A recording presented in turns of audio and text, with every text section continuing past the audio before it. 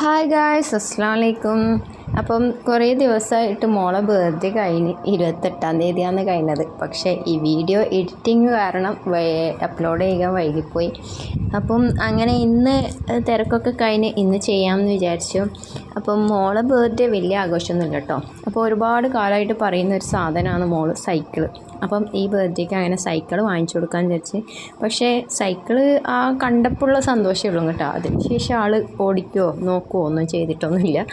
അതങ്ങനെയുണ്ട്. പിന്നെ ഓടിക്കാനായിട്ടുമില്ല, 2 വയസ്സാവുന്നല്ലേ ഉള്ളൂ. പിന്നെ വെറുതെ ഒരു അവളെ ആഗ്രഹം, എവിടെ പോയാലും സൈക്കിൾ എന്ന് പറയുന്നത് കൊണ്ട് മാത്രം വാങ്ങിച്ചു കൊടുത്തതാണ്.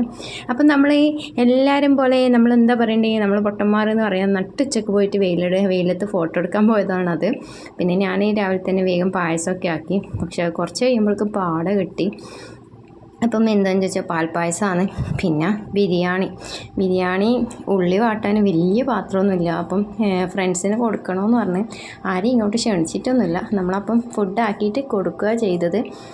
അപ്പോൾ അങ്ങനെ ഉള്ളി വാട്ടിക്കൊണ്ട് നിങ്ങളെങ്ങനെ ആക്കൽ? ഇങ്ങനെ തന്നെയാണ്. ഞാനിങ്ങനെ ഉള്ളി ഫസ്റ്റ് എന്താണ് പട്ട അങ്ങനത്തെ സാധനമെല്ലാം ഇട്ടിട്ട് അതിന് ശേഷം ഈ ഉള്ളി ഇട്ട് നല്ലോണം വാട്ടിയെടുത്തതിന് ശേഷം മറ്റുള്ള സംഭവങ്ങളിടും.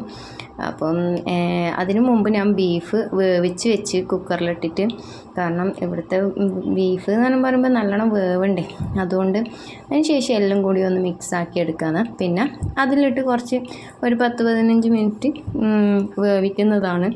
അതിന് കുറച്ച് വേവാനുണ്ടായിന് ബീഫ്. അപ്പോൾ അതിൽ വെച്ചിട്ട് അങ്ങനെ വേവിച്ചെടുക്കുന്ന.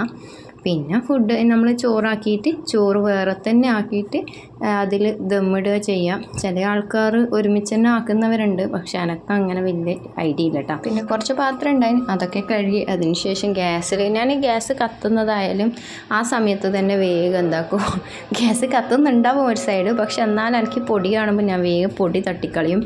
അതിന് ശേഷം പിന്നെ എല്ലാം ഒന്ന് തുടച്ചെടുക്കും. അപ്പം നിങ്ങളെങ്ങനെയാണ്? എനിക്കങ്ങനെ ചെയ്യും. ഞാൻ ഗ്യാസ് കത്തുന്നുണ്ടെങ്കിലും അതിൻ്റെ ഇടയ്ക്ക് അത് കൊണ്ടുപോയിട്ട് തട്ടും കേട്ടോ. പിന്നെ ചില സമയത്ത് അധികം കുക്കറിൻ്റെ സൈഡിൽ നിന്ന് എൻ്റെ കൈ പൊള്ളും, എന്നാലും ഞാൻ ചെയ്യും. അതെന്തോ ശീലമായിപ്പോയി. പിന്നെ എന്താ പറയാൻ പോയാൽ അങ്ങനെ മോളെ ബർത്ത്ഡേ കഴിഞ്ഞ്. അപ്പോൾ ഫുഡൊക്കെ ഇത് ക്ലീനിങ്ങൊക്കെ കഴിഞ്ഞാൽ ഒരു സമാധാനമായി. പിന്നെ ഡെക്കറേറ്റിംഗ് ഒക്കെ രാത്രിയാണ് ചെയ്തത്. ആരും ഇല്ല, എന്നാലും ഒരു ഡെക്കറേറ്റിംഗ് ഒന്നും ചെയ്യാണ്ട് ഹസ്ബൻഡിന് സമാധാനമാവില്ല. ഇതൊക്കെ വെറുതെ ഷോ ഓഫാണ് കേട്ടോ. ആരും ഇല്ലാതെ വെറുതെ ഒരു രസമല്ലേ കാണാൻ. അങ്ങനെ എല്ലാം കഴിഞ്ഞു. മോള് കേക്കൊക്കെ മുറിച്ച് മോൾക്ക് ഭയങ്കര സന്തോഷമാണ്. മോള് ഹാപ്പി ബർത്ത്ഡേ പാട് എന്ന് പറഞ്ഞിട്ട് ഞാൻ അവിടെ നിന്ന് ഇങ്ങനെ പാടിക്കൊണ്ട് നിൽക്കുന്നുണ്ട്. പക്ഷെ അവൾ മുറിക്കാൻ വേണ്ടി റെഡിയായി നിന്നതാണ്. ഞാൻ നിന്നിട്ടൊന്നുമില്ല. എനിക്ക് വീണ്ടും മാറ്റി നിൽക്കണ്ടേ എന്നുള്ളത് കൊണ്ട് ഞാൻ നിന്നിട്ടില്ല.